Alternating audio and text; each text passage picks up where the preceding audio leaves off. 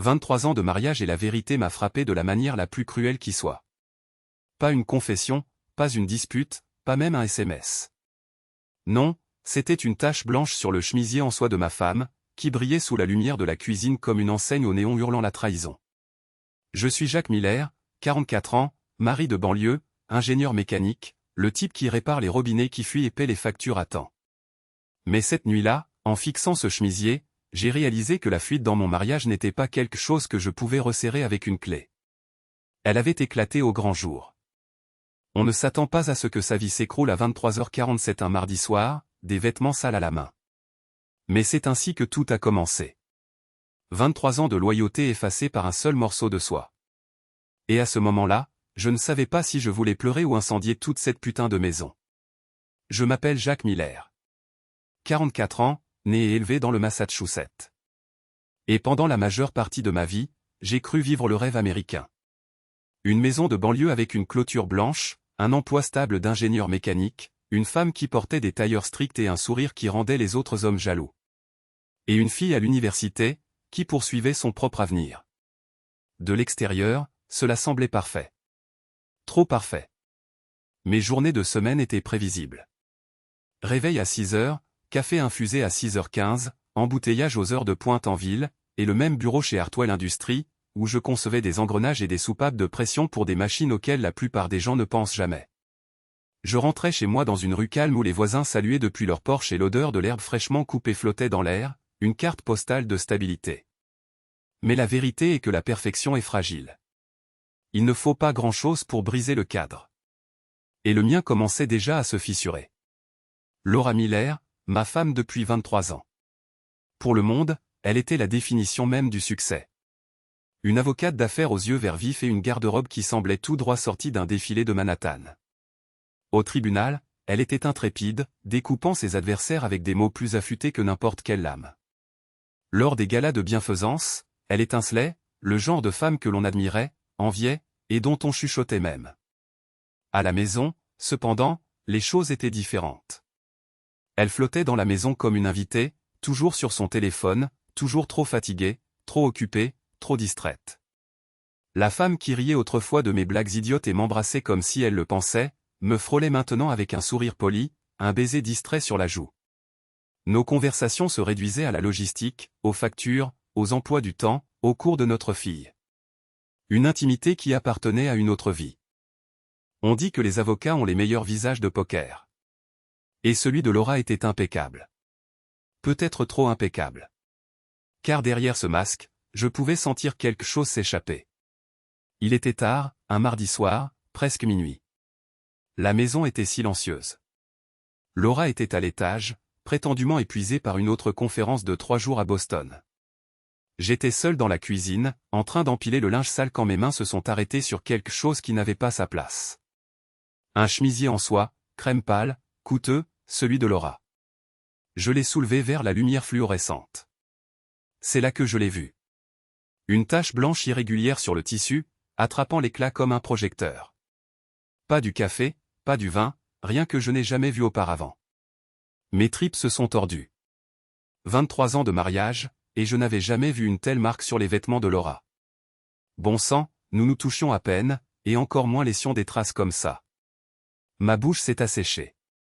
J'ai marmonné, Jésus-Christ. Et j'ai laissé tomber le chemisier dans le panier à linge comme si c'était une preuve sur une scène de crime. Parce que c'est exactement ce que cela semblait être, une preuve. Et une fois que vous voyez une preuve, vous ne pouvez pas l'ignorer. Cette nuit-là, je n'ai pas dormi. J'étais allongé dans le lit à côté de Laura, fixant le plafond tandis qu'elle respirait de manière régulière, calme, comme si rien au monde ne pouvait l'atteindre. Mon esprit, cependant, était en pleine tempête. Chaque craquement des planchers au-dessus sonnait comme des pas de culpabilité. Chaque vibration de son téléphone sur la table de chevet ressemblait à un coup de feu dans l'obscurité. Je me suis dit que ce n'était peut-être rien. Peut-être que la tâche venait du dîner, de lessive renversée ou de quelque chose d'innocent. Mais mon instinct ne me laissait pas en paix. 23 ans passés ensemble et je connaissais les habitudes de ma femme. Quelque chose clochait. Vraiment pas. À 2 heures du matin, je me suis levé, je suis descendu. Du appât feutré jusqu'à la cuisine et j'ai ouvert une bière. Le chemisier restait dans le panier à linge, silencieux, en attente. Je ne pouvais pas m'arrêter de le fixer, comme s'il se moquait de moi. Ce fut le moment où le doute est devenu suspicion. Et la suspicion, elle ne disparaît pas. Elle grandit. Le lendemain matin, j'ai essayé de faire bonne figure. Le café était en train de couler, la lumière du soleil inondait la table de la cuisine, et Laura est entrée comme elle le faisait toujours. Cheveux parfaits, tailleur parfait, mensonge parfait. J'ai fait glisser la tasse vers elle et j'ai demandé, aussi naturellement que possible, alors, c'était comment Boston? Elle n'a pas scié, n'a pas bégayé, a juste pris une gorgée de café et a dit, conférence ennuyeuse, nourriture d'hôtel horrible. Puis elle a souri. Ce sourire d'avocate. Poli et exercé. Le genre de sourire qui pouvait convaincre les jurés, mais qui ne m'a pas convaincu, moi. J'ai insisté. C'était quel client cette fois? Ses yeux verts se sont levés vers moi, vifs, calculateurs. Le groupe Patterson. Pourquoi, a-t-elle demandé, d'une voix égale, stable. J'ai haussé les épaules, forcé un rire. Juste curieux. On ne parle plus beaucoup. Elle s'est adoucie un instant, a posé sa main sur la mienne et a dit, tu as raison. Dîner ce week-end, juste nous. Mais la culpabilité a un goût. Et dans ce sourire, je l'ai goûté. Ce soir-là, après que Laura soit partie pour son soi-disant dîner client, je me suis assis dans le salon, la télévision en sourdine, fixant son ordinateur portable sur le bureau. Elle le protégeait comme un trésor, fermant toujours le couvercle, se déconnectant toujours. Mais ce soir, elle avait été pressée. L'écran était sombre, non verrouillé. Mon pouls battait comme un marteau dans ma poitrine. Je me suis dit que c'était mal. Les maris ne sont pas censés fouiner. Mais d'un autre côté, les femmes ne sont pas censées rentrer à la maison avec des tâches qui n'ont rien à faire là. J'ai ouvert le couvercle. Le bureau s'est allumé. Trop propre, trop organisé, presque trop parfait. Pas de documents ouverts, pas de dossiers en désordre, juste des icônes et des rangées bien rangées. Mais dans le coin, l'historique du navigateur l'a trahi. J'ai cliqué. En parcourant rapidement, mon estomac s'est noué. Des sites de rencontres, pas Facebook, pas de shopping, pas d'actualité, mais des noms que je ne reconnaissais pas. Des sites destinés aux personnes qui cherchent plus que des voyages d'affaires. Mes mains tremblaient lorsque j'ai cliqué sur son email, seulement pour me heurter à un mur de mots de passe. Pendant une seconde, j'ai failli abandonner. C'était peut-être la ligne que je ne devais pas franchir. Mais ensuite j'ai pensé à ce chemisier, à 23 ans de loyauté et aux doutes qui me tordaient les tripes. J'ai tapé la première chose qui m'est venue à l'esprit, notre date de mariage. 0615 1999. L'écran a clignoté une fois et puis, juste comme ça, il s'est ouvert. Une porte directement vers l'enfer. Sa boîte de réception était impeccable. Trop impeccable. Pas un seul message personnel, pas même de courrier indésirable. Elle l'avait nettoyé à fond, comme si elle se préparait à un procès. Mais les gens rataient toujours quelque chose. J'ai fouillé plus profondément, en parcourant les dossiers cachés, les caches de navigateur, les comptes synchronisés. Et c'est là que je l'ai vu. Un compte lié à un nom que je ne reconnaissais pas. Un profil sur un site que je n'aurais jamais voulu voir. De la chair discrète pour des professionnels en quête de compagnie. La vie secrète de ma femme mise à nu. J'ai cliqué sur le lien et la page a chargé lentement, comme si l'ordinateur lui-même savait qu'il était sur le point de me briser. La photo de profil est apparue en premier. J'ai eu l'estomac noué. C'était Laura, coupée juste assez pour cacher l'alliance, mais je connaissais ce visage mieux que le mien. Sous la photo, son nom d'utilisateur, Sophisticated Lady 38. J'ai fait défiler la biographie, lisant des mots que je ne pouvais pas croire appartenir à ma femme. Avocate à succès recherchant conversation intelligente et rencontres passionnées. Discrétion essentielle, sans engagement. Des dizaines de messages remplissaient la boîte de réception. Des hommes de tout âge, tous désespérés de rencontrer la Sophisticated Lady. Je n'arrivais plus à respirer. Chaque message était un nouveau coup de poignard. Chaque compliment, une trahison de plus. Et puis j'ai remarqué une conversation plus longue que toutes les autres. Un nom, Doc Marcus. 6 mois de messages, de réservations d'hôtels, de fantasmes écrits noir sur blanc. Mes mains tremblaient si fort que je pouvais à peine faire défiler, parce que ce n'était plus de la suspicion. C'était la preuve. Je me suis forcé à continuer de lire. Les messages n'étaient pas vagues. Ils n'étaient pas innocents. Ils étaient détaillés, crus, salaces. Chaque mot confirmait que la femme que j'appelais ma femme menait une double vie. Des photos aussi. Pas nues, mais suffisamment suggestives. Une robe décolletée dans un miroir d'hôtel. Son sourire, plus perçant que je ne l'avais vu depuis des années. Des promesses de quelque chose de spécial à porter, ou à ne pas porter. J'avais l'impression que ma poitrine s'effondrait. Et les dates, elles correspondaient parfaitement. Ses voyages d'affaires, ses soirées tardives au bureau, les week-ends qu'elle prétendait consacrer à la préparation de dossiers clients. Tout était là, dans le fil de discussion avec Marcus. Des réservations à la suite présidentielle du Boston Marriott. La nuit exacte où elle m'avait dit être trop épuisée pour faire un FaceTime. J'ai tout imprimé, chaque message, chaque photo, chaque reçu. Le sol de mon bureau ressemblait à une scène de crime mise en lumière, noir sur blanc. Et mon mariage, il en était la victime. Un nom ne cessait de revenir dans les messages. Marcus. Son nom d'utilisateur était Doc Marcus, mais ce n'était pas qu'un inconnu en ligne. Son profil disait tout. Dr Marcus Brown, 42 ans, médecin urgentiste au New England Medical Center. Divorcé, beau de cette manière soignée et professionnelle qui faisait fondre les femmes. J'ai fixé sa photo, ce sourire suffisant, la blouse blanche, le stéthoscope comme un signe d'honneur.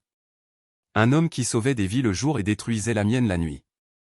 Les messages entre lui et Laura étaient les plus poignants. 6 mois de planification, de secrets, de promesses. Hâte de te voir à Boston. J'ai réservé la suite présidentielle. Tu es incroyable, Maggie. Ma femme ne m'a jamais fait me sentir comme ça. Ma femme. Ma vue s'est brouillée en lisant. Ce n'était pas une aventure. Ce n'était pas une erreur. C'était une liaison avec engagement, avec passion. Et à ce moment-là, Marcus Brown a cessé d'être juste un nom sur un écran. Il est devenu mon ennemi. J'ai fait défiler leur fil de discussion, mes mains moites sur la souris. Le voyage à Boston, celui qu'elle avait appelé une conférence. Marcus avait écrit, j'ai réservé la suite présidentielle au Marriott. Hâte de te voir.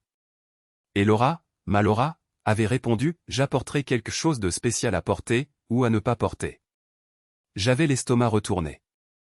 L'horodatage datait de la même semaine où elle m'avait dit être trop occupée pour faire un FaceTime avec notre fille.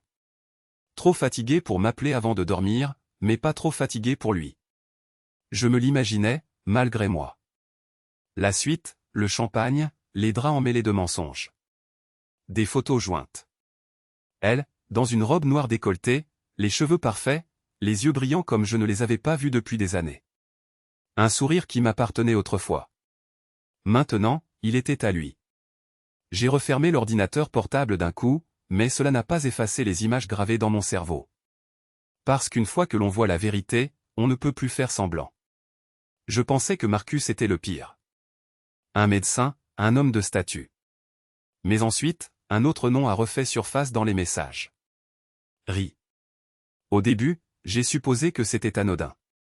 Peut-être juste un ami. Puis j'ai cliqué sur le fil de discussion. Mon sang s'est glacé. Détective Ray Johnson. Police de Boston, marié, père de 3 enfants, vétéran de 20 ans spécialisé dans les cas de violence domestique. L'ironie m'a presque fait suffoquer. Voilà un homme qui avait juré de protéger les familles, se faufilant dans des chambres d'hôtel avec ma femme pendant que ses propres enfants dormaient à la maison. Les messages étaient plus courts, plus salaces, plus pressés. Hilton, chambre 312, mardi, même heure. Et la réponse de Laura, hâte. Apporte les menottes. Ma poitrine brûlait. Ce n'était pas juste une seule liaison, pas une histoire d'amour tragique avec Marcus. C'était routinier, calculé. Chaque nouveau message était un clou de plus dans le cercueil de mon mariage. Et à chaque clou, ma colère devenait plus vive, plus ciblée. Laura ne se contentait pas de tromper. Elle construisait un empire de trahison. Quand j'ai eu fini de lire, mes mains tremblaient si fort que je pouvais à peine tenir la souris. Mon cœur battait la chamade contre mes côtes comme s'il essayait de s'échapper. La pièce me semblait plus petite, l'air plus dense, comme si je m'y noyais. J'ai reculé du bureau en trébuchant, pressant mes paumes contre mes cuisses, essayant de me stabiliser. Ça n'a pas marché. Les mots, les images, les adresses d'hôtel, tout tourbillonnait dans ma tête comme un rêve fiévreux. 23 ans de mariage, et soudain je ne reconnaissais plus la femme qui dormait à l'étage. La sueur a trempé ma chemise. Bien que la maison fût fraîche, ma gorge était sèche, mon estomac tordu, mes jambes faibles. Ce n'était pas seulement de la colère. C'était de la peur. La peur que toute ma vie n'ait été qu'un mensonge. La peur d'avoir été aveugle si longtemps. Et sous cette peur, quelque chose de plus sombre s'est agité. Un murmure que je n'avais jamais entendu auparavant. Tu ne peux pas laisser passer ça. Tu ne le feras pas. Je me suis assis au bord du lit, la tête entre les mains, la lueur de l'ordinateur portable filtrant encore par l'embrasure de la porte. La question qui me rongeait n'était pas « Pourquoi a-t-elle fait ça ?» C'était « Que ai-je fait de mal ?» Étais-je trop ennuyeux, trop prévisible ? Un homme qui réparait des moteurs et payait des factures mais avait oublié comment faire en sorte que sa femme se sente vivante ? J'ai repensé à nos dîners, des repas silencieux pris devant la télé, aux nuits où je restais tard au bureau, pensant que je subvenais à ses besoins alors que peut-être tout ce qu'elle voulait, c'était de l'attention. Les souvenirs m'ont poignardé plus fort que les messages. Chaque fois que je n'avais pas remarqué ses yeux lointains, chaque fois que j'avais ignoré ses excuses. Peut-être avais-je été aveugle. Peut-être avais-je été un imbécile. Mais alors une autre pensée a surgi, plus perçante que la culpabilité. Non, je n'avais pas dévié. Je n'avais pas menti. Je n'avais pas rompu les vœux. C'était elle. J'aurais dû arrêter, fermer l'ordinateur portable, m'en aller. Mais une partie de moi avait besoin de savoir à quel point la pourriture était profonde. Alors, j'ai continué à fouiller. Un autre cachet. Dossier. Une autre conversation. Et là, c'était ça. Richard Hall, professeur de littérature anglaise à la Northeastern University. Divorcé, fin de la cinquantaine, le genre d'homme qui citait de la poésie autour d'un verre de vin et pensait que ça le rendait irrésistible. Laura l'avait qualifié de brillant, lui avait dit que ces mots la faisaient se sentir vue d'une manière que son mari n'aurait jamais pu. Ma mâchoire s'est serrée si fort que ça en a fait mal. Leur conversation était longue, près d'un an de dîner, de mets tardifs, de rencontres à l'hôtel déguisées en session d'études. Il n'était même pas subtil. Des reçus liés à sa carte universitaire. Je fixais sa photo, ses lunettes à monture métallique, son demi-sourire suffisant. Encore un homme qui pensait m'avoir volé quelque chose. C'est là que j'ai compris. Marcus n'était pas unique. Ray n'était pas unique. Laura n'était pas malchanceuse. Elle était délibérée. Je pensais peut-être, juste peut-être, avoir touché le fond. Mais la trahison n'a pas de fond. J'ai cliqué sur un autre dossier, une autre chaîne de messages, et elle était là. Patricia Vance, un nom que je connaissais déjà. La plus féroce rivale de Laura au tribunal. Associée principale dans un cabinet concurrent. La femme qu'elle avait maudite pendant les dîners, raillée après les procès, fait semblant de mépriser. Pourtant, les voilà, empêtrés dans des messages qui ne parlaient pas de déposition ou de clients. Ils parlaient de chambres d'hôtel et de jeux de pouvoir. Patricia avait écrit, « Ce soir, je veux le contrôle. Tu feras exactement ce que je dis. » Et la réponse de Laura, « Oui, madame. J'en ai besoin. » Mon estomac s'est retourné. Ce n'était pas de la romance. Ce n'était même pas de la luxure. C'était de la conquête. Laura n'avait pas seulement franchi la ligne du mariage. Elle avait brouillé toutes les frontières. Amis, ennemis, rivales, peu importait. Je me suis adossé, fixant le plafond. Un rire amer s'est coincé dans ma gorge. Ma femme n'avait pas besoin d'amour. Elle avait besoin de gagner. Et j'étais sa plus grande perte.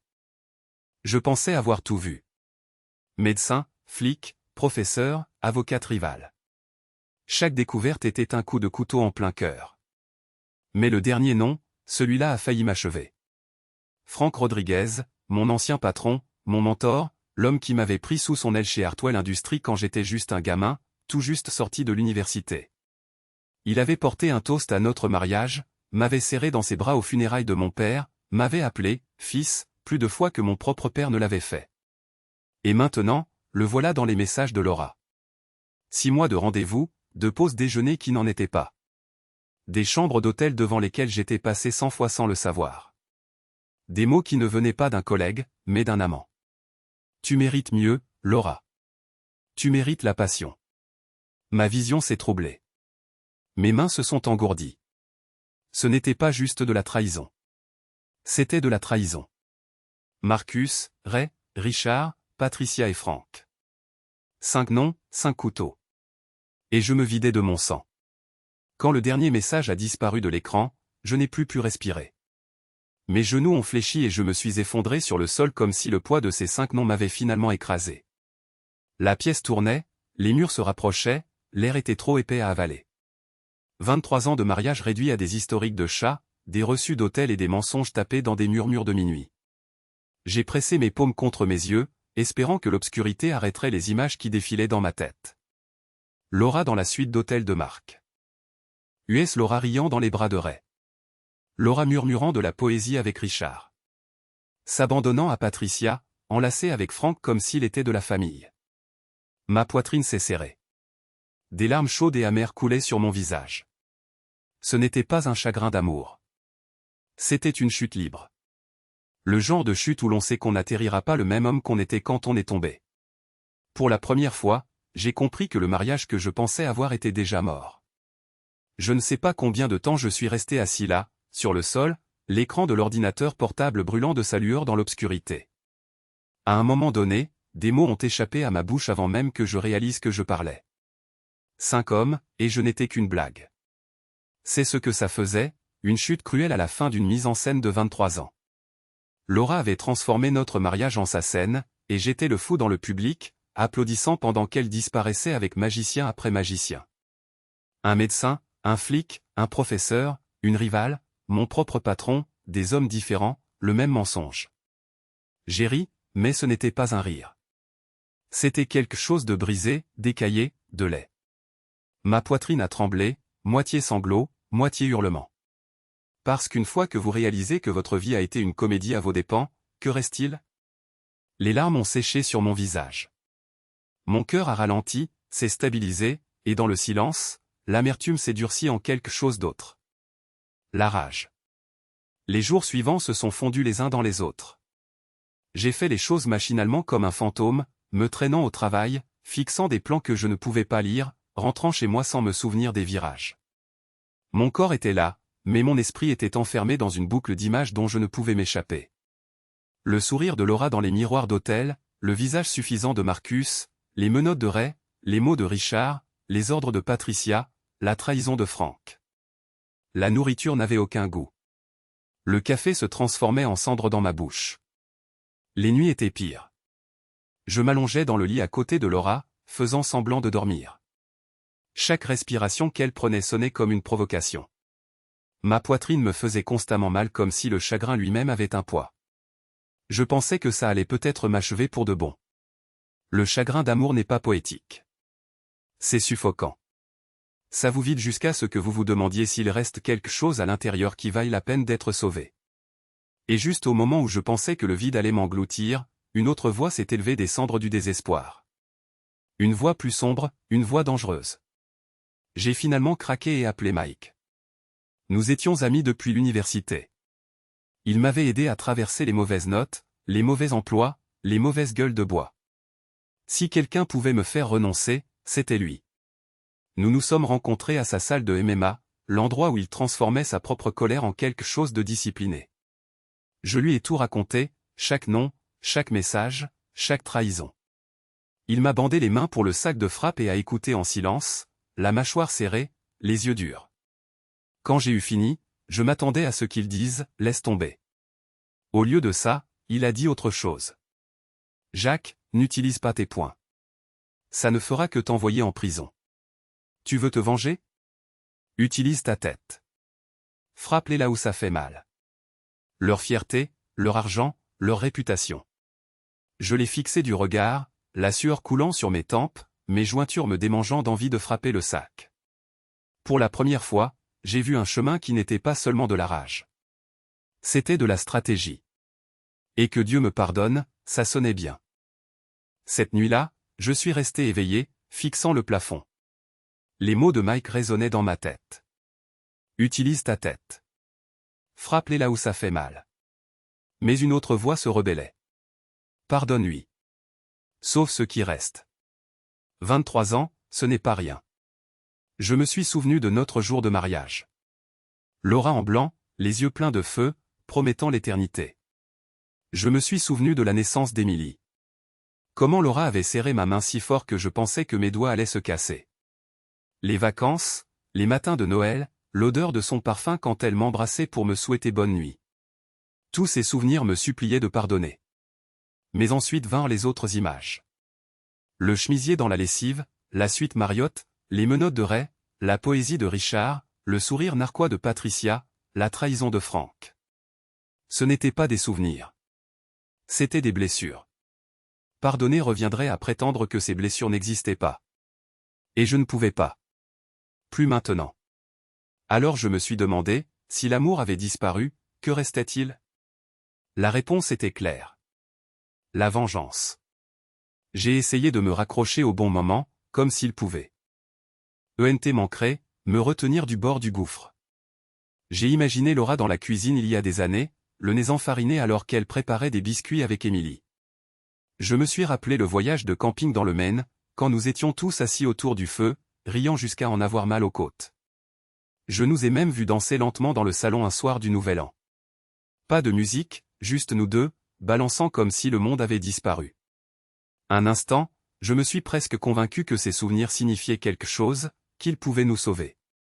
Mais plus je les repassais, plus ils me lacéraient, car maintenant je connaissais la vérité. Pendant que je m'accrochais à l'amour, Laura accumulait les amants. Chaque sourire dont je me souvenais devenait aigre. Chaque rire sonnait faux.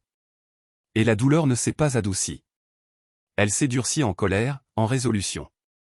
Si elle pouvait réécrire notre passé, alors je réécrirais son avenir. Le lendemain matin, ma décision était prise. Je n'allais pas crier, ni supplier, ni jeter des assiettes contre le mur.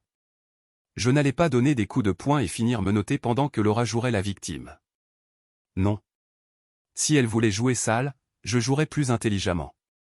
Mike avait raison. La violence est désordonnée, stupide, éphémère. Mais la réputation, l'argent, les carrières, ce sont des choses fragiles, et une fois brisées, elles ne guérissent pas. Ce serait mon arme. J'ai regardé autour de moi dans la cuisine. Les photos de mariage au mur, les souvenirs de vacances en famille, les petits mots qu'Émilie avait dessinés au crayon des années auparavant. Tout cela me semblait soudain être des preuves dans un procès que j'étais en train de perdre. Mais pas pour longtemps. Pendant 23 ans, j'avais été le mari fidèle, le pourvoyeur, l'idiot. Maintenant, j'étais autre chose. J'étais le bourreau.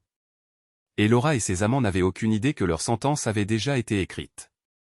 La vengeance n'est pas une impulsion. C'est de l'architecture. Et j'étais un ingénieur. Je savais comment construire les choses pièce par pièce. Alors, j'ai commencé par les preuves. Chaque message, chaque photo, chaque reçu que j'avais trouvé sur l'ordinateur portable de Laura, je l'ai imprimé, étiqueté et classé dans des dossiers.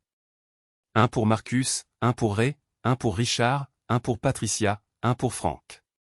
5 dossiers, 5 vies prêtes à être démantelées.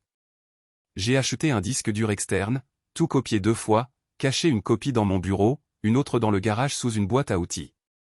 Si Laura se doutait de quelque chose, si elle essayait d'effacer ses traces, cela n'aurait aucune importance. La vérité m'appartenait désormais, prête à l'emploi. Je me suis assis à mon bureau, fixant les piles ordonnées de papier et les clés USB. Pour n'importe qui d'autre, cela aurait pu sembler obsessionnel. Pour moi, c'était de l'ordre, de la structure, une justice attendant d'être rendue. Le plan n'était pas encore terminé, mais la fondation était solide. Et bientôt, je construirais plus haut. Je traitais cela comme un dossier d'accusation. Date, heure, lieu, rien n'était laissé à la mémoire. J'ai créé une chronologie sur le mur de mon bureau, épinglant des impressions et des photos avec des onglets colorés. Bleu pour Marcus, rouge pour Ray, vert pour Richard, or pour Patricia, noir pour Franck. Des fils de ficelle reliaient les réservations d'hôtels aux entrées d'agenda, les frais d'essence aux reçus de péage, les horodatages des SMS aux nuits tardives au bureau. Des schémas ont émergé. Les mêmes mardis, les mêmes hôtels, les mêmes mensonges. J'ai commencé à documenter le présent, pas seulement le passé. Des photos discrètes prises à distance. Des captures d'écran de ses agendas avant qu'ils ne soient mis à jour. Des relevés bancaires téléchargés et classés. Un téléphone de rechange est devenu mon journal de bord. Chaque entrée horodatée est sauvegardée à 2 endroits. J'ai ajouté une couche supplémentaire, un petit appareil dissimulé là où elle ne le remarquerait jamais. Quelque chose qui me disait quand sa voiture partait et où elle dormait. Je n'avais plus besoin de deviner. À la fin de la semaine, le mur ressemblait à la carte d'une guerre que je n'avais pas déclarée jusqu'à présent. Le prochain mouvement serait le mien. Accumuler des captures d'écran et des reçus ne suffisait pas. Les traces écrites pouvaient être niées, déformées, enterrées sous les astuces de son avocat. Ce dont j'avais besoin maintenant, c'était du mouvement. Des preuves en temps réel. Alors, un matin, pendant que Laura était sous la douche, j'ai glissé le petit appareil noir dans ma poche. Un traceur GPS pas plus grand qu'une boîte d'allumettes, commandé en ligne comme s'il ne s'agissait que d'un gadget pour clé perdue. Plus tard ce jour-là, quand elle est partie pour sa réunion avec un client, je l'ai suivie. Elle s'est garée au bureau, est entrée, ses talons claquants, sans aucun signe de suspicion. Dès qu'elle a disparu, je me suis accroupi derrière sa BMW, le cœur battant comme si j'étais sur le point de commettre un crime. En quelques secondes, l'aimant a cliqué et l'appareil était solidement fixé sous le pare-choc. Je me suis redressé, j'ai essuyé la sueur de mon front et je suis parti comme si de rien n'était. Maintenant, partout où elle irait, je saurais. Chaque mensonge avait des coordonnées, et bientôt chaque secret en aurait aussi. Ce soir-là, je me suis assis dans ma voiture en face de la maison, téléphone ouvert, l'application de suivi brillant comme un battement de cœur. À 18h42, la BMW de Laura est partie, le point se déplaçant sur la carte. Elle m'avait dit qu'elle dînait avec un client. Ma poitrine s'est serrée. Le moment de voir la vérité. J'ai suivi à distance, phare baissé, gardant 2 voitures entre nous. Le traceur se mettait à jour toutes les quelques secondes, le point me menant au centre-ville, pas vers son bureau, pas vers un restaurant. Il s'est arrêté devant le New England Medical Center. J'ai eu le souffle coupé. Quelques minutes plus tard, je l'ai vu sortir du parking, les cheveux parfaits, le maquillage frais, pas une trace de fatigue. Et elle n'était pas seule. Le docteur Marcus Brown marchait à ses côtés, la main posée bas sur son dos comme si elle y avait sa place. Ils ont ri. Ils se sont embrassés. Pas une petite bise, mais le baiser des amants. J'ai serré le volant jusqu'à ce que mes jointures blanchissent. La voilà. La confirmation. Ma femme n'était plus à moi. J'ai forcé mes mains tremblantes à se stabiliser en attrapant mon téléphone. L'objectif zoom les a clairement capturés. Laura se penchant vers Marcus, sa main traçant la courbe de sa taille, leurs lèvres scellées sous les projecteurs froids de l'hôpital. Clic et clic. Chaque photo était un clou enfoncé plus profondément dans le cercueil de notre mariage. Quand ils se sont séparés, riant comme des adolescents, je suis passé en mode vidéo. Marcus l'a embrassée à nouveau, plus longuement cette fois, tandis qu'elle caressait son bras du bout des doigts comme si elle le mémorisait. J'ai appuyé sur enregistrer, silencieux, caché dans l'ombre de ma voiture. Au moment où elle est remontée dans sa BMW et est partie, j'avais tout. Photos, vidéos, des preuves qu'aucun avocat au monde ne pourrait transformer en innocence. De retour à la maison, j'ai ouvert le dossier que j'avais déjà nommé l'épreuve. 5 sous-dossiers, Marcus, Ray, Richard, Patricia, Frank. Ce soir, j'ai glissé de nouveaux fichiers dans celui de Marcus. Les péchés de ma femme vivaient désormais en haute définition. Ray Johnson était le suivant. Détective, homme de famille, protecteur de la loi, sauf quand il s'agissait de la mienne. J'ai suivi son routier. Facile, assez facile pour un flic qui se croyait intouchable. Vendredi soir, Murphy's Pub, son repère habituel. Il était assis au bar, son alliance toujours au doigt, faisant défiler son téléphone avec le même sourire narquois que j'avais vu dans ses messages. J'ai attendu qu'il aille aux toilettes. Je l'ai suivi. Les néons grésillaient au-dessus de nos têtes, la pièce carrelée vide à part nous. Inspecteur Johnson, dis-je. Il se figea instantanément, ses instincts aiguisés. Est-ce que je vous connais? Je m'approchai. Vous connaissez ma femme, Laura Miller, ou devrais-je dire Sophisticated Lady 38? Son visage se vida de son sang. Je lui montrai une photo sur mon téléphone. Lui quittant le Hilton avec elle. Je sais aussi que votre femme enseigne à l'école primaire de Brookdale. Le numéro de votre capitaine est dans mes contacts. Un seul appel et votre carrière, votre famille, envolée. Il déglutit difficilement. Pour la première fois, le flic ressemblait au criminel. Pendant un instant, aucun de nous ne bougea. L'évier goûtait, les lumières vrombissaient, et les yeux de Ray s'agitaient comme ceux d'un animal piégé. Puis son aplomb se brisa. Il leva légèrement les paumes, comme si c'était moi qui tenais une arme. « Écoutez, je ne veux pas d'ennui, marmonna-t-il d'une voix basse.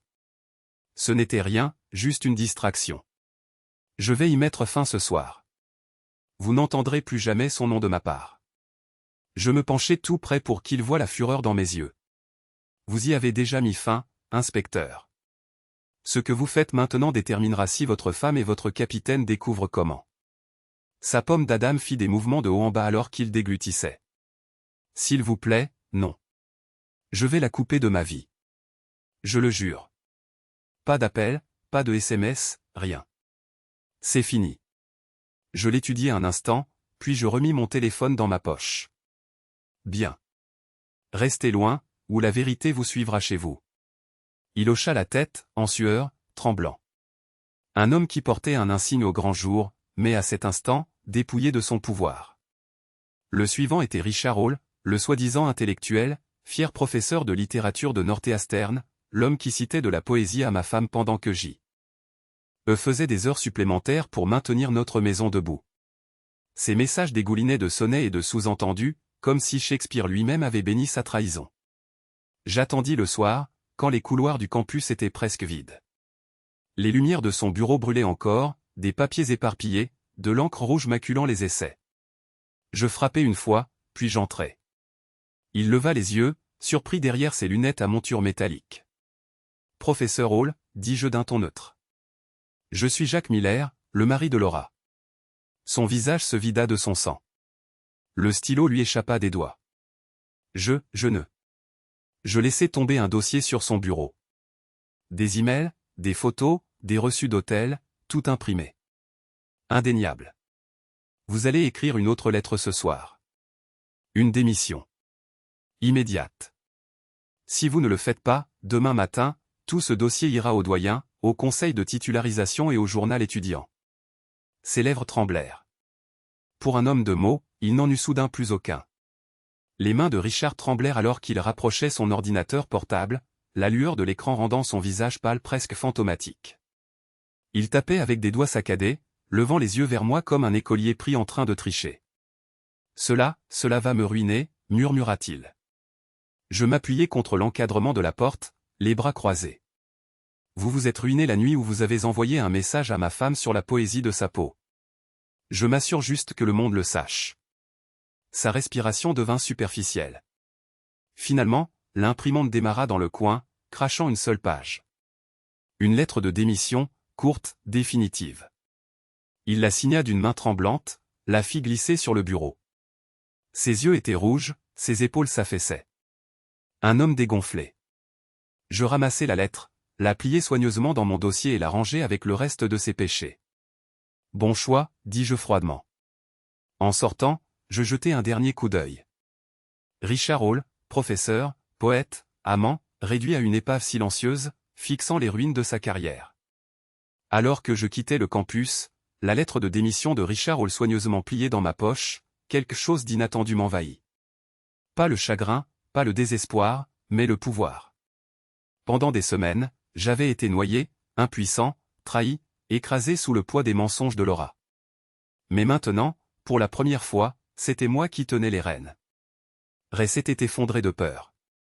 Richard avait signé la fin de sa carrière. 2 vies défaites, et je n'avais pas donné un seul coup de poing. Je m'assis dans ma voiture devant l'université, moteur coupé, lumière tamisée, fixant la ligne d'horizon de la ville. Mon cœur ne s'emballait plus de panique. Il battait régulièrement, froidement, délibérément. Ce n'était pas la rage tremblante d'un homme brisé. C'était le contrôle. Je me le murmurais comme un vœu. Il me croyait faible. Il me croyait aveugle. Mais maintenant je vois tout. Et je décide comment cela se termine. Le pouvoir n'était pas encore addictif. Mais je le sentais grandir. Patricia Vance était différente des autres. Associée principale, la rivale de Laura au tribunal. Leur liaison n'était pas une question de passion. C'était une question de pouvoir. Elle se nourrissait du contrôle, et Laura l'avait cédé volontairement. Je savais qu'attaquer Patricia de front serait un suicide. Elle était trop intelligente, trop connectée. Alors je visais l'endroit où elle était la plus faible, son mari, le conseiller municipal Thomas Vance. J'attendis une soirée de gala de bienfaisance, le genre où il serrait des mains et prêchait les valeurs familiales à une salle remplie de donateurs. Quand il s'éloigna du podium, je m'approchai avec un sourire maîtrisé. « Monsieur le conseiller, mon nom est Jacques Miller. Je pense que vous devriez voir ceci. » Je lui glissai mon téléphone. Une photo de Patricia et Laura entrant au Marriott à 20h30, la même nuit où il prononçait son discours sur la sainteté du mariage. Son sourire disparut, son visage passant de la confusion à la fureur. Je n'avais pas besoin d'en dire plus. L'image parlait d'elle-même. Patricia était finie. Cela ne prit pas longtemps. En une semaine, le monde parfait de Patricia s'effondra. Le conseiller cessa d'apparaître avec elle aux événements. Des journalistes encerclaient leur maison de ville, les appareils photo clignotaient, des voix criaient à l'infidélité et à l'hypocrisie. Les gros titres hurlaient, défenseurs des valeurs familiales impliquées dans un scandale conjugal. Je regardais la situation se dérouler depuis mon salon. Le volume de la télévision était bas, le café fumant dans ma main. Le cabinet de Patricia la suspendit en attendant une enquête. Les donateurs de la campagne du conseiller s'évaporèrent du jour au lendemain, se distanciant de la puanteur. Et Patricia elle-même. Elle disparut des tribunaux, son nom autrefois respecté dégoulinant maintenant. De scandale. Laura n'en parla jamais à la maison, mais je surpris le reflet de la panique dans ses yeux quand l'histoire éclata. Elle savait exactement ce qui s'était passé. Elle ne savait juste pas comment. Un autre dossier dans le « mur des preuves » s'éteignit. Patricia était neutralisée. Et pour la première fois en 23 ans, Laura n'était pas celle qui détenait les secrets. C'était moi. Franck Rodriguez, mon ancien patron, mon mentor, l'homme qui avait porté un toast à mon mariage et m'avait serré dans ses bras comme un père à la mort de mon père. De tous, son nom me blessait le plus profondément. Je ne l'ai pas traqué ni tendu de piège. Je n'en avais pas besoin. Avec Franck, je voulais la vérité directement de sa bouche. Je le trouvais à son restaurant habituel, le même traiteur où nous avions mangé ensemble une santé. C'était des temps difficiles. Il était seul, penché sur un journal, sirotant un café noir. Je me glissai dans la banquette en face de lui. Il leva les yeux, sourit. « Jacques, ça fait un bail. Comment vas-tu, fils ?» Ma gorge se serra. « Fils. » Le mot devint aigre. Je me penchai, la voix basse mais ferme. « Depuis quand, Franck ? Depuis quand couches-tu avec ma femme ?» La couleur quitta son visage. Le journal lui glissa des mains. Et à cet instant, l'homme en qui j'avais autrefois eu plus confiance quand ma propre famille resta figée, pris entre la culpabilité et la honte. Les yeux de Franck se remplirent de larmes avant même qu'il ne puisse prononcer un mot. Ses épaules s'affaissèrent, et pour la première fois, il parut plus vieux que ses 60 ans. « Jacques, je suis désolé. Mon Dieu, je suis tellement désolé. C'était une erreur, une faiblesse. Je n'ai jamais voulu te faire de mal. » Sa voix se brisa et l'homme que j'avais autrefois cru inébranlable s'effondra devant moi. Je le fixai de l'autre côté de la table, cet homme qui avait été comme un second père, sanglotant dans ses mains. Une partie de moi voulait le croire, laisser ses mots émousser le tranchant. Mais je revis Laura dans ses messages, revis son rire, entendis ses murmures, et chaque once de compassion se transforma en acier. « Tu ne m'as pas seulement blessé, Franck, dis-je froidement. Tu as craché sur tout ce que tu m'as enseigné. La loyauté, la confiance, la famille, supplia-t-il, les larmes coulant à flots. Mais je ne tendis pas la main par-dessus la table. Je ne pardonnais pas. Je le laissais là, noyé dans sa culpabilité, sachant que j'avais déjà scellé son destin. La dernière pièce de mon échiquier était Marcus Brown, le médecin urgentiste raffiné, le chevalier en blouse blanche de Laura. Charmant, confiant, adoré des patients comme des collègues. Pour tous les autres, c'était un héros. Pour moi, c'était un parasite. Je ne l'ai pas confronté dans un bar ni coincé dans un bureau. Les hommes comme Marcus avaient besoin de quelque chose de plus acéré que des coups. Ils avaient besoin d'être exposés. Je rassemblai les photos de lui et Laura au Marriott, les messages dégoulinants de désir, les reçus liés à sa propre carte de crédit. Puis je passai l'appel. Centre médical de la Nouvelle-Angleterre. Ici le docteur Chen, chef de service. Je gardai ma voix calme. Mon nom est Jacques Miller. Je dois signaler un comportement contraire à l'éthique de la part de l'un de vos médecins, le docteur Marcus Brown. J'ai la preuve d'une liaison continue avec une patiente mariée. Photos, messages, reçus d'hôtel. Silence à l'autre bout, puis une réponse sèche. Apportez tout cet après-midi.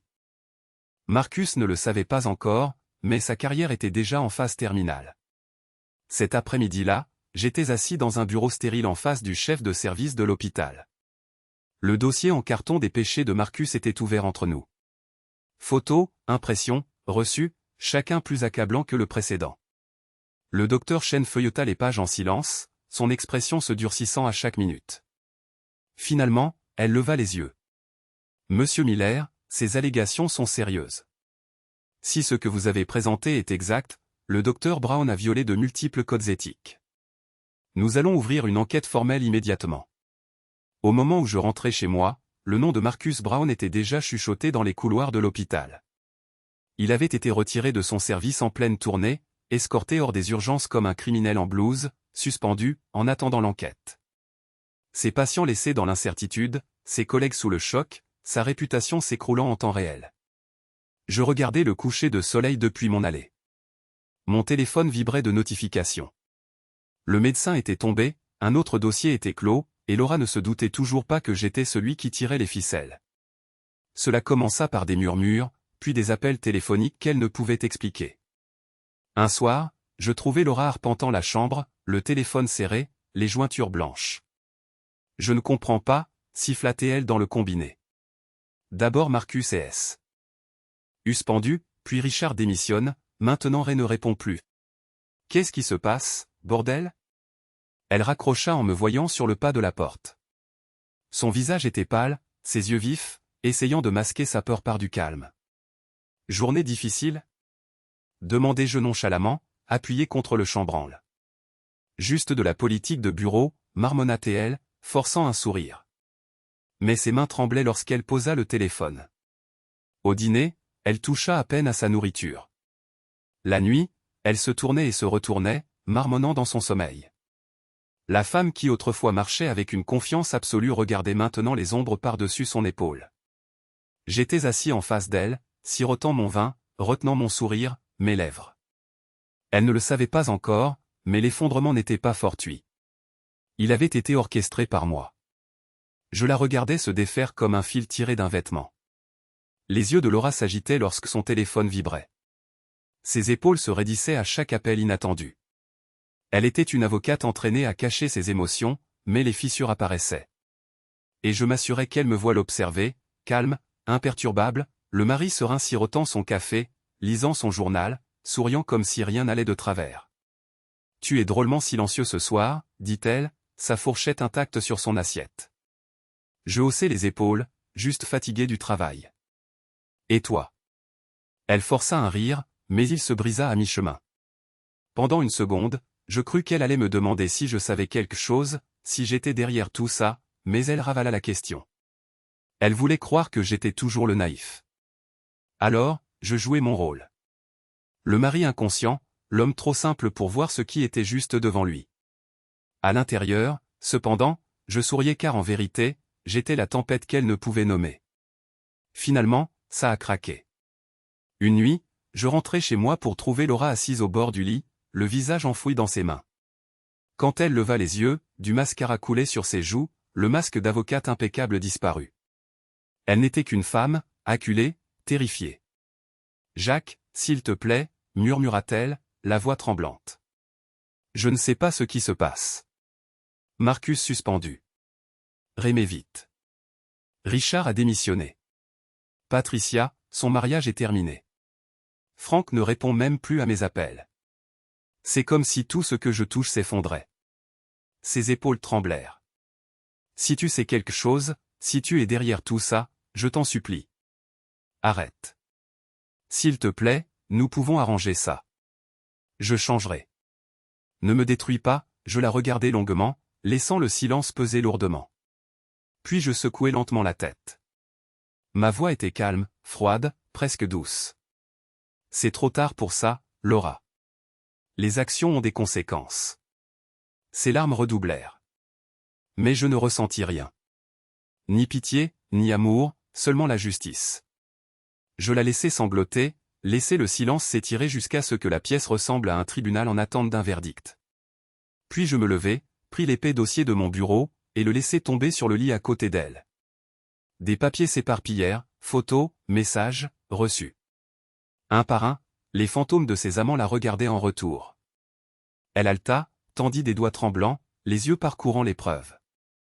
Marcus au Marriott, Ray au Hilton, Richard dans son bureau, Patricia dans le hall de l'hôtel, Frank au motel. Sa voix se brisa, un murmure. Oh, mon Dieu! Je me penchai, mes mots aussi tranchants qu'une lame. Chacun d'entre eux, Laura. Je les ai tous détruits. Ton médecin est suspendu. Ton détective est fini. Ton professeur a démissionné en disgrâce. Patricia, son mariage est en cendres. Frank, sa femme est au courant. Ils sont partis. Chacun d'entre eux. Elle m'a regardé avec horreur, des larmes coulant sur son visage. Et pour la première fois, elle a compris. Je n'étais plus sa victime. J'étais son bourreau. Laura serrait le dossier contre sa poitrine comme si le fait de l'étreindre pouvait changer la vérité. Sa respiration était rapide, irrégulière. Elle m'a regardé, non plus avec colère, mais avec un désespoir brut. Jacques, s'il te plaît. On peut arranger ça. On peut aller consulter. On peut tout recommencer. Je couperai les ponts avec tout le monde. Je le jure. Ne nous quitte pas comme ça. 23 ans. Ça ne représente rien pour toi? Sa voix s'est brisée, un sanglot la traversant. Elle a glissé du lit et s'est mise à genoux devant moi. Des larmes coulaient sur son visage, ses mains s'agrippant aux miennes comme si j'étais la seule chose qui la retenait de se noyer. Autrefois, cette vue m'aurait anéanti. Autrefois, je me serais penché, l'aurais relevé, lui aurais promis le pardon. Mais plus maintenant. J'ai plongé mon regard dans ses yeux terrifiés et n'ai ressenti que l'acier que j'avais forgé dans le feu. 23 ans, dis-je froidement. Et tu les as tous brûlés. J'ai sorti mon téléphone de ma poche, balayé elle. Écran jusqu'au dossier caché et laissé une vidéo jouer pendant quelques secondes seulement. Les yeux de Laura se sont écarquillés, sa propre voix, son propre corps enlacé à Marcus dans cette chambre d'hôtel de Boston. Elle s'est jetée sur le téléphone, mais je l'ai retiré vivement. Ça suffit, dis-je. Ma voix était basse, ferme. Demain matin, tu vas faire tes valises. Tu vas appeler ton avocat. Et tu vas demander le divorce discrètement. Pas de drame, pas de bataille pour la moitié de ce qui m'appartient. Sa respiration s'est coupée. Et si je ne le fais pas, j'ai brandi le téléphone, l'image figée de sa trahison brillant entre nous. Alors chaque vidéo de ce dossier sera rendue publique. Le conseil d'administration de l'hôpital, le service de police, l'université, la campagne du conseiller municipal, tout le monde en recevra une copie, et le monde saura qui est vraiment Laura Miller. Elle s'est effondrée sur le lit en sanglotant. Je me suis détourné. Mon ultimatum avait été lancé. La maison était silencieuse quand je me suis réveillé, trop silencieuse. Je me suis retourné, le côté du lit de Laura était déjà froid. Les portes du placard étaient ouvertes, les cintres se balançaient comme des ossements squelettiques. Sa boîte à bijoux était vide, les tiroirs à moitié fermés, le léger parfum de son parfum flottant dans l'air. Elle était partie comme une voleuse, quelque part dans la nuit, ne prenant que ce qu'elle pouvait emporter. Pas de mots, pas d'adieu, juste l'absence. Je suis descendu, l'écho de mes propres pas étant le seul son. La cuisine était exactement la même, mais différente. Pas de tasse près de l'évier, pas de blazer drapé sur la chaise, pas de téléphone vibrant avec ses faux appels de clients.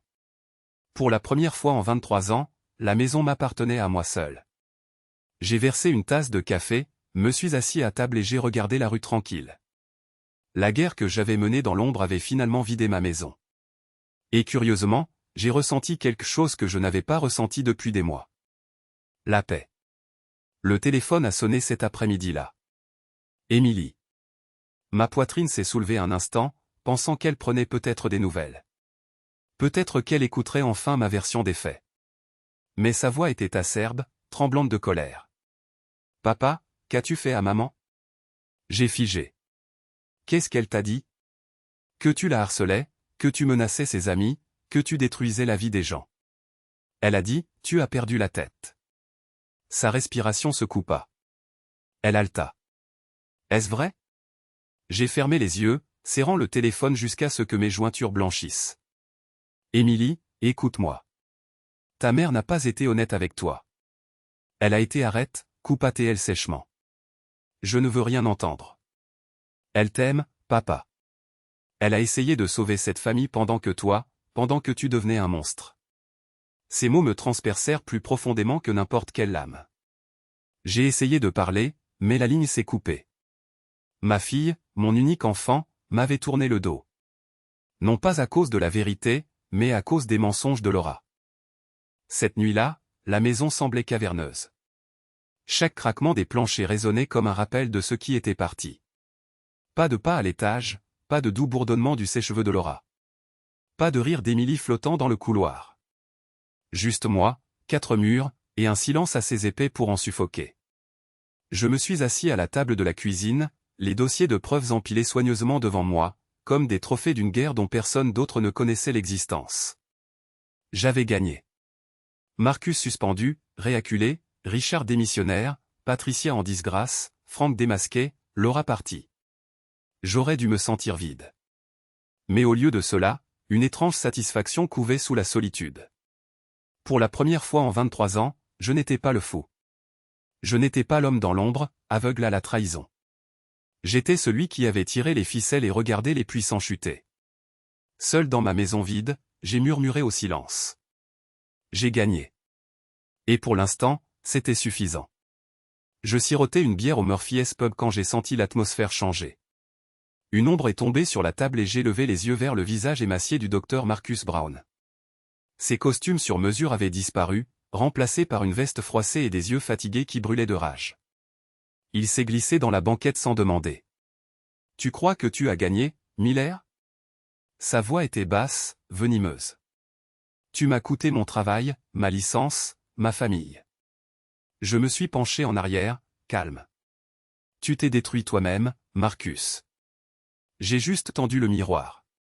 Ses lèvres se sont retroussées en quelque chose entre un sourire et un grognement. « Alors permets-moi de te rendre l'appareil. Laura est enceinte. » Ma poitrine s'est serrée. Le monde a basculé. 3 mois, a-t-il poursuivi.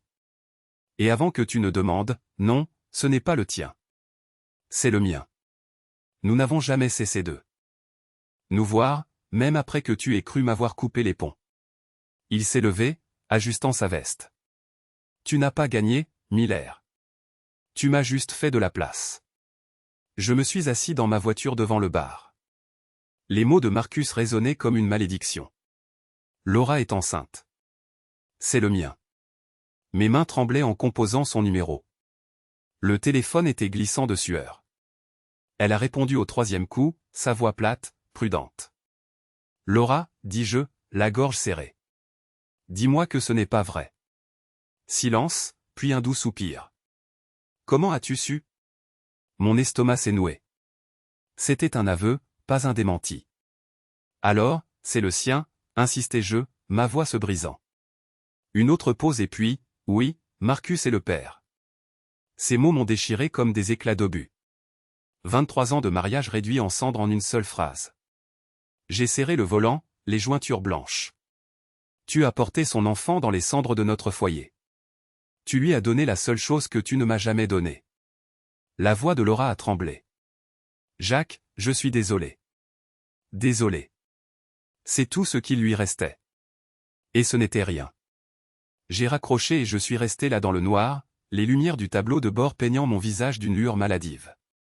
Ma poitrine était vide, comme si quelqu'un m'avait arraché le cœur et n'avait laissé derrière lui que des éclats. 23 ans de mariage, chaque fête, chaque souvenir, réduit en poussière par une seule vérité. L'enfant n'était pas le mien. Je pensais m'être préparé à la trahison. Je pensais que les photos, les messages, les nuits de surveillance m'avaient endurci. Mais c'était différent. C'était définitif. Un bébé, c'était la permanence. Une descendance. Une preuve gravée dans la chair que ma femme appartenait à un autre homme. Mon souffle était rauque, mes poings martelaient le volant jusqu'à ce que le klaxon résonne dans la nuit. Mon reflet dans le pare-brise ressemblait à un étranger. Les yeux rouges, la mâchoire serrée, les lèvres tremblantes. Pour la première fois depuis le début de cette guerre, je n'étais pas en colère. Je ne complotais même pas. J'étais brisé. Complètement brisé. La douleur ne s'estompait pas. Elle durcissait comme du béton dans ma poitrine. Je passais les nuits à arpenter la maison vide, à fixer le mur de preuve que j'avais construit. Les ficelles et les photos, comme les artères d'un cœur malade. Seulement maintenant, tous ces visages me paraissaient plus petits, moins importants. Car au centre de tout cela se tenait Marcus, l'homme qui m'avait pris ma femme, l'homme qui m'avait pris ma famille, et maintenant l'homme qui avait planté sa graine là où la mienne n'avait jamais poussé. Je me suis dit que la vengeance était terminée, que j'avais déjà gagné. Mais la pensée de Marcus tenant cet enfant, son enfant à elle, brouillait ma vision de rage. Dormir devint impossible. Les repas restaient intacts. Chaque instant était consumé par la même pensée. Il n'a pas assez souffert. Je l'ai murmuré à voix haute une nuit, mon reflet me fixant depuis la fenêtre assombrie. Tu m'as tout volé, Marcus. Maintenant, je vais tout te prendre. L'obsession avait pris racine, et c'était tout ce qu'il me restait. Je me suis dit que c'était fini, que Marcus avait déjà assez perdu. Mais chaque fois que j'imaginais Laura portant son enfant, le feu rugissait de nouveau. Non, il n'avait presque pas assez perdu. Son travail était perdu, mais il avait trouvé un nouvel emploi. Son mariage s'était effondré, mais il l'avait toujours. Et bientôt, il aurait un bébé. C'était inacceptable. J'ai recommencé à fouiller. Son nouvel employeur, Medtech Solutions, une société pharmaceutique désespérée de paraître irréprochable. Alors que des rumeurs de fraude aux essais cliniques circulaient, j'ai préparé un dossier anonyme, preuve de sa suspension, preuve de sa liaison avec une patiente, dossiers hospitaliers. À la fin de la semaine, Marcus était de nouveau renvoyé. Puis, les dossiers d'assurance. Il avait inscrit Laura comme personne à charge, bien qu'il ne soit pas marié. Fraude. J'ai passé l'appel. Une enquête a été ouverte en quelques jours. Et enfin, l'agent de probation. Quelques enregistrements trafiqués, quelques photos de lui titubant ivre, assez pour déclencher une violation de sa probation. Bientôt, Marcus n'était plus seulement au chômage. Il était un détenu. 3 jours après que Marcus ait été emmené menotté, mon téléphone s'est allumé avec un numéro que je n'avais pas vu depuis des semaines. Laura. Un instant, j'ai envisagé de l'ignorer, mais la curiosité l'a emporté. J'ai répondu. Sa voix était cassée, rauque. Jacques, s'il te plaît. J'ai besoin d'aide. Marcus est parti. Le loyer est en retard. Je ne peux pas me permettre de manger. Le bébé. Elle s'étouffa sur le mot. Je ne sais pas quoi faire. Je me suis calé dans ma chaise, fixant le plafond, laissant son désespoir remplir le silence. Autrefois, je me serais précipité à ses côtés. Autrefois, je lui aurais tout donné sans poser de questions. As-tu essayé tes autres amants? Ai-je demandé froidement. Oh, c'est vrai. Tu ne peux pas. Ils sont partis, eux aussi. Jacques, je t'en supplie, s'il te plaît, pour le bébé. J'ai fermé les yeux, mais ma voix est restée coupante comme du verre. Tu as fait ton lit, Laura. Couche-toi dedans. Élève son enfant. Vis avec tes choix. J'ai raccroché. Pour la première fois, elle n'avait plus personne. Je ne supportais plus le silence, alors j'ai appelé Émilie. La voix de ma fille était tendue, sur la défensive desquelles a répondu. Papa, pourquoi tu appelles? J'ai hésité, puis je l'ai dit franchement. Émilie, ta mère est enceinte. Mais l'enfant n'est pas le mien. C'est celui de Marcus. Il y eut une longue pause, puis une inspiration nette. Alors, c'est vrai. Tu as perdu la tête. Tu es obsédé par la destruction de tout le monde autour de toi. Non, dis-je fermement. Je te dis la vérité. J'ai les preuves. Photos, messages, dossiers hospitaliers, tout. Son ton se brisa, moitié fureur, moitié chagrin. Tu ne comprends pas, n'est-ce pas? Peu importe ce qu'elle a fait. Tu as déchiré cette famille. Tu as ruiné sa carrière, ses amis, sa vie. Tu ne sauves rien.